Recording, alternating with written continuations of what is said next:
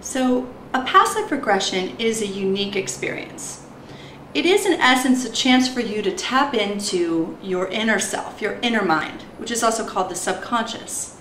And what the subconscious is this vast space within all of us that is a place where we store our memories, our fears, our untapped potential. So a past life regression is a way to delve into that material on purpose, rather than a dream where the stuff kind of just bubbles up, on its own. We're going in with a shovel and we're going to dig up some specific things on purpose. And there are actually many answers that you can find in your past life that relate to your current life. And that's the main focus here, because it's like the life we're living right now that matters the most. It's not about doing archaeology or delving into history, although that's really interesting. This is about creating a better present for ourselves and a brighter future by going back and healing the past, letting go of the past, and releasing our past hold on us. So some of the answers that we can find in our past life involve why we do things, patterns of behavior. Perhaps we get in the same type of relationship over and over again, or we have these self-destructive patterns that we're in, or perhaps we're lost and we can't find our career path or our life path. There's also a strong correlation between phobias and past lives. I've discovered that it's a powerful way to deal with phobias, because sometimes a phobia comes from a deep subconscious place and we don't know why we're afraid of something. Sometimes if we can find the past life story, if you will, we can pull it up and then actively deal with it in a conscious way rather than allow it to be something that just rules us subconsciously. So it's about delving into our past and pulling things up by the roots and able to then consciously process them and look at them in a conscious way from the perspective of being intellectually in this current life. We're able to examine that material. If it's just swirling in our subconscious, it's a lot more difficult to examine. Now, one of the most profound kind of side effects, if you will, of the experience of a past life regression is that there's a massive shift in your perception that happens when you can realize that you have lived before and died before. That kind of gives a window onto a bigger picture for our existence.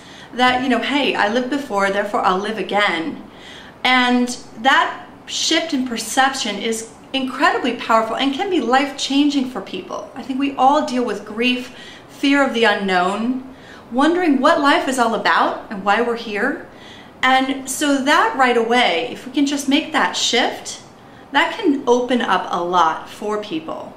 And, it's one thing to believe something and a very different thing to experience it. And through a past life regression, I give my clients an opportunity to experience their own eternal nature, to experience their past.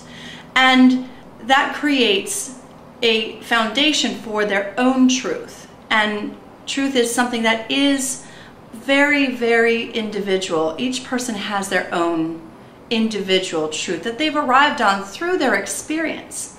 So that's what I encourage people to do, to dig into their past, get to know themselves better, why we do things, and therefore get more in touch with our true selves and our eternal nature.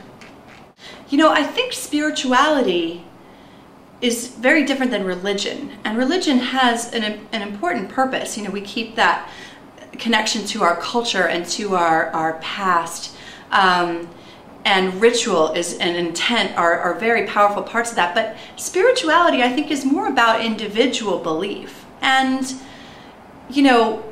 what to me spirituality is all about is discovering that who we are is a fluid concept. Who we are just has really not as much to do with these bodies that we're in and more about who we are inside, that part of us that is eternal, that does survive death and reincarnates. So to me, a spiritual path or spirituality is about this self-inquiry and into our own nature and this discovery. And a passive regression is one of many, many ways that we can do this. There are many paths that can lead to this unity with ourself. So by discovering that who you are is a cumulative of many lifetimes, that you've lived in many different ways, many different religions, races, genders, that kind of creates a fluidity with our self-identity or our ego. And then to step beyond that, even that we are more than the circumstances of our past lives and our life, and that we just are, that we are these eternal beings with a great purpose and a grand design for being here. And I think that that's an amazing experience to have, to know that, to be able to experience that, I think is a real gift. To me, one of the most fascinating elements of my work discovering my own past lives, as well as being a guide for others who have this journey of exploration, is how many elements of human experience seem to be universal. And it's been really humbling to discover how much we are really the same. This kind of creates this connection that we can feel by experiencing it.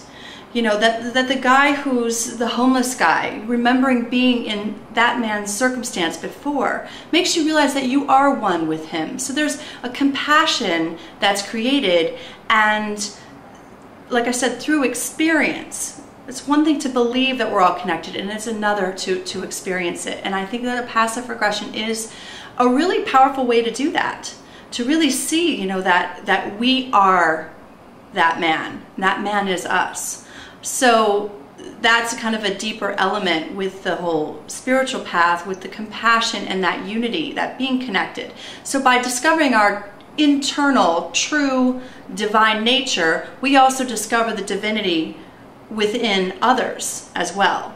And then we realize that we are the same, and that is that one unifying force.